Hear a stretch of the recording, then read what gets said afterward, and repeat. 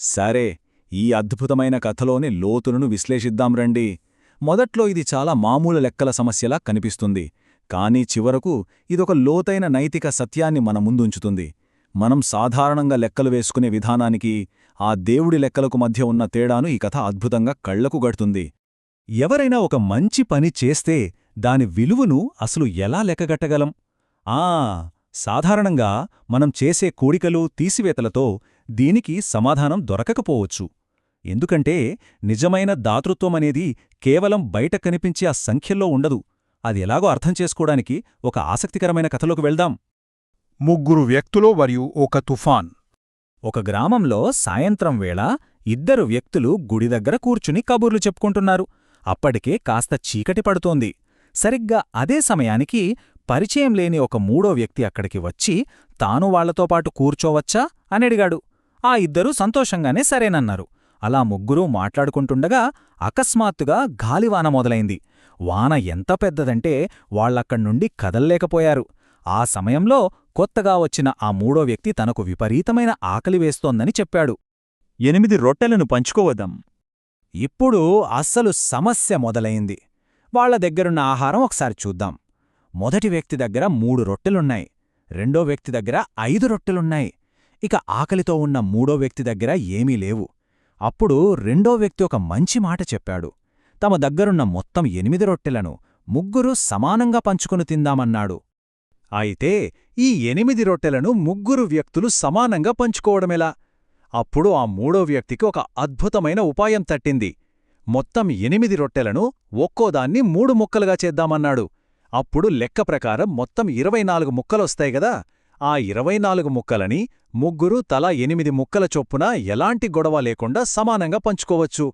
ఇది వినడానికి చాలా సబబుగా అనిపించి వాళ్ళు అలాగే పంచుకుని ఆకలి తీర్చుకుని ప్రశాంతంగా నిద్రపోయారు. బంగారు నాణెల వివాదం. ఉదయం నిద్రలేచిన తర్వాత ఆ మూడో వ్యక్తి వెళ్ళిపోతూ రాత్రి తనకు ఆశ్రయమిచ్చి ఆకలి తీర్చినందుకు కృతజ్ఞతగా వాళ్లకి సరిగ్గా 8 బంగారు నాణేలను బహుమతిగా ఇచ్చి వెళ్ళిపోయాడు. అతను అలా వెళ్ళిపోయాడో లేదో ఇక అసలు గొడవ మొదలైంది. మొదటి వ్యక్తి ఏమన్నాడంటే ఆ 8 నాణేలను చెరో 4 నాణేల చొప్పున సమానంగా పంచుకుందామన్నాడు. దానికి రెండో వ్యక్తి అస్సలు ఒప్పుకోలేదు.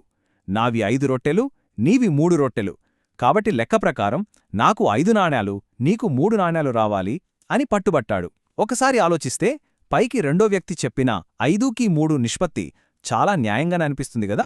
న్యాయాధికారి మరియు కళ. ఈ గొడవ కాస్త పెద్దదై పరిష్కారం కోసం వాళ్లు పంచాయతీ న్యాయాధికారి దగ్గరికి వెళ్లారు. న్యాయాధికారి ఆ కథంతా సావధానంగా విని రెండో వ్యక్తి చెబుతున్న 5కి 3 లెక్కే న్యాయంగా ఉందని అనుకున్నాడు.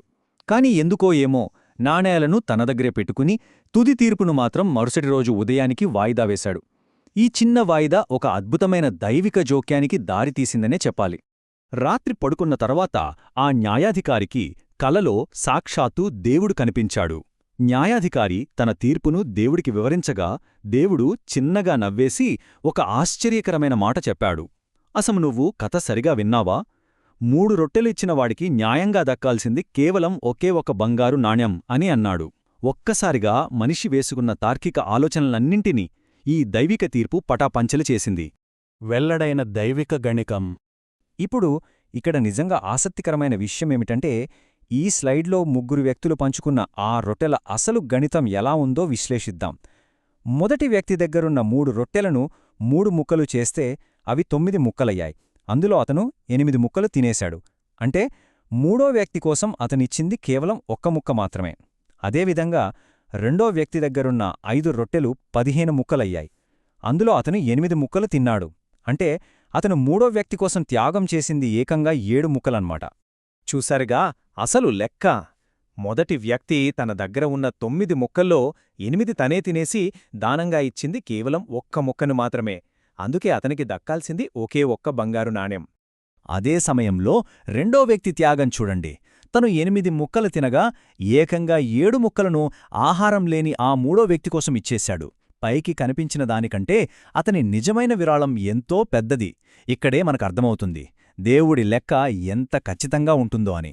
దానధర్మాల నిజమైన విలువ. ఈ రొట్టెల లెక్కల నుండి కొద్దిగా బయటకొచ్చి విశాలమైన అర్థంలో మానవ దానధర్మాలను ఒకసారి చూద్దాం. ఒక వ్యక్తికి 30 కోట్ల రూపాయల ఆస్తి ఉండి అందులోంచి కేవలం 3 లక్షలు దానం చేయడం పెద్ద గొప్ప విషయమేమీ కాకపోవచ్చు. కాని ఒక వ్యక్తి దగ్గరున్నదే 3,000 అయినప్పుడు అందులోంచి 300 రూపాయలు దానం చేయడం దేవుడి దృష్టిలో అత్యంత గొప్ప విషయం. సో ఇక్కడ మనం గుర్తుంచుకోవాల్సిన అత్యంత కీలకమైన పాయింట్ ఏమిటంటే, దైవిక గణితమనేది మనం ఎంత పెద్ద మొత్తం ఇస్తున్నామనే సంఖ్య మీద అస్సలు ఆధారపడి ఉండదు.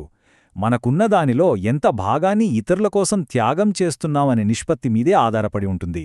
మనకెంత ఆస్తి ఉంది అన్నది కాదు, ఉన్నదాంట్లో ఎంత పంచుకున్నాం అనేదానికే అసలైన విలువ. ఈ అద్భుతమైన కథ విన్నాక ఒక చిన్న ప్రశ్నతో ఈ విశ్లేషణను ముగిద్దాం. నేటి మన ఆధునిక సమాజంలో దాతృత్వాన్ని అసలు ఎలా కొలుస్తున్నాం? పెద్ద పెద్ద సంఖ్యలను చూసి చప్పట్లు కొడుతున్నామా? లేక ఆ విరాళం వెనుక ఉన్న నిజమైన త్యాగాన్ని గుర్తిస్తున్నామా?